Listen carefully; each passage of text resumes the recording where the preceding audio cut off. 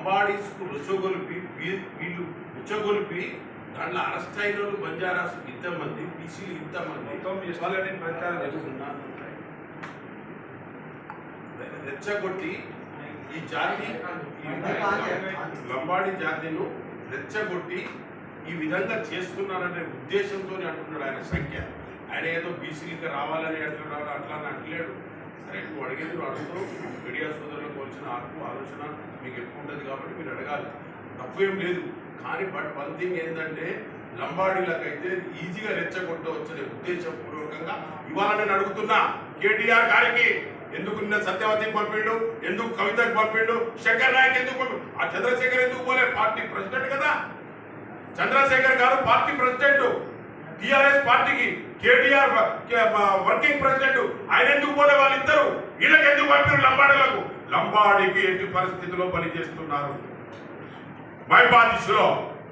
ఇంకోటి చెప్తున్నా, మరి చైర్మన్ ఎందుకు రాలేదు? చైర్మన్ వాళ్ళకి వీలు పడ్డప్పుడు రాలేదు కావచ్చు, ఏదో ఉండవచ్చు, అది వేరే విషయం. ఆయన హుస్సేన్ నాయక్ పంపిండు, ఎస్టీఎస్సీ కమిషనర్. ఆయన ఇమీడియట్లీగా స్పందించి వాళ్ళు వచ్చారు, మేము గౌరవిస్తాం, రెస్పెక్ట్ చేస్తాం, తప్పేం లేదు. అక్కడ ఇప్పుడు మీరు అడిగిన దానికి నేను చెప్తున్నా, కేసీఆర్ ఎందుకు పోలేదు మరి ఎస్టీఎస్సీ కమిషనర్ దగ్గరికి? కేటీఆర్ ఎందుకు పోలేదు? అక్కడ సత్యవతి రాఠోడు, కవిత, శంకర్ నాయకే దొరికిండ్రా? ఇక్కడ లంబడోళ్ళకి దొరికిండ్రా?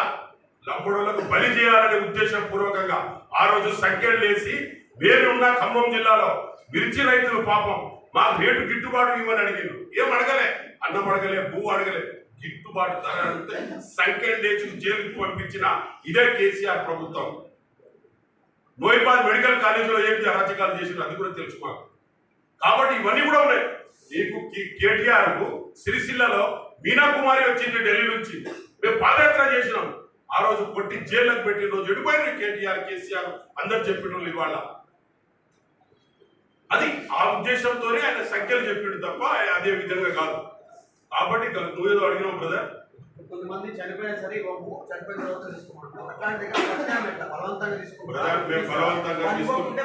బలవంతంగా తీసుకునే పార్టీ కాదు. అసలు భూమి చట్టం తీసుకొచ్చి బీదోళ్ళకు పంచాలని తీసుకొచ్చిన చట్టం తీసుకొచ్చిందే కాంగ్రెస్ పార్టీ. నెహ్రూ గారు అప్పుడు కానీ, ఇంకో విధంగా కానీ, ఇందిరాగాంధీ కానీ ఆ రోజు ఇచ్చిందే పొడుగుల చట్టం. కానీ సీలింగ్ ల్యాండ్ ఇచ్చినప్పుడు బంజారాలకు, ట్రైబల్స్ కు, ఆవులు, గొడ్లు మా పాలసీ ప్రిన్సిపల్ పాలసీ ఇవ్వాలని ఇందిరమ్మ ఇల్లు తీసుకొచ్చింది మేమే. ఆ రోజుల రుణమాఫీ చేసింది కూడా రాజశేఖర రెడ్డి గారు. 86 కోట్ల రూపాయలు సమైక్యత ఉన్నప్పుడు చేసిన రుణమాఫీ మేము చేసిన ప్రయత్నం. ఈ రోజు కూడా 13,000 కోట్ల రూపాయలు మేము ఇవాళ వేసింది రేవంత్ రెడ్డి గారి నాయకత్వంలో వేసింది మేము. కాబట్టి మేము వాళ్ళు ఏది అడిగినా వాళ్ళకు ఆల్టర్నేట్ ల్యాండా లేకపోతే పైసలా ఏ విధంగా వాళ్ళు ముందుకు వస్తారో ఆ విధంగానే వాళ్ళకి సంప్రదించి ఇవ్వాలి. ఏం కాలేదు, జస్ట్ ఐఏఎస్ ఆఫీసర్లు వాళ్ళు వెళ్ళారు ల్యాండ్ కానీ. ఇప్పుడు అభివృద్ధి కార్యక్రమాలు ప్రభుత్వం చేపడుతుంది. మూసీ ఎపిసోడ్ కూడా అదే జరిగింది. ఆ తర్వాత సీఎం పోయి టూర్కి పోయి చేస్తున్నామని చెప్తున్నారు. ముందుగానే ఇష్యూ కాకముందే ఎందుకు ప్రభుత్వం నుంచి ప్రభుత్వ పెద్దలు కావచ్చు, ఆ శాఖకు సంబంధించినటువంటి మంత్రులు కావచ్చు, ఎందుకు జనాల్లో అవేర్నెస్ తీసుకురాలేకపోతున్నారు? ఈ అపోహలు ఎందుకు మూటబడుతుంది? ప్రధాని ఇంపార్టెంట్ చెప్పిన అవేర్నెస్ తీసుకురావడానికి ముందు వెళ్ళారు. చెరువులు ముందుగా చేద్దామని వెళ్తే ఆ విధంగా ఎక్వేషన్ చేయవద్దని కోర్టుకి వెళ్ళారు. మూసీ నది పేరు ఎత్తితే ఆ విధంగా కాదన్నాడు. వెయిట్ చేసి చూడండి ఏం చేస్తారనేది పూర్తి కాలేదు. ఇప్పుడు వేరే వేరే దేశాలు అన్ని కొట్టుకోపోతున్నాయి దాదాపుగా పెద్ద పెద్ద డెవలప్ ఉన్న కంట్రీస్ లో. మనతో పాటు చేసేదాకా కొంచెం ఎక్వేషన్ చేసేదా మూసీ నది కూడా చూడండి, కొంచెం వెయిట్ చేయండి ఏ విధంగా ముందుకు తీసుకెళ్ళాలనేది. ఈ బృందం ఏమైనా మీ ఇబ్బంది ఇక్కడ ఉన్నారు కదా, మీ అందరూ ఏమైనా